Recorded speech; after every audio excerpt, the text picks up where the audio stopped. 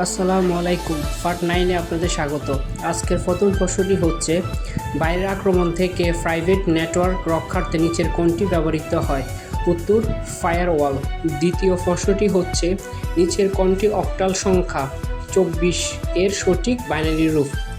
উত্তর, 0100100।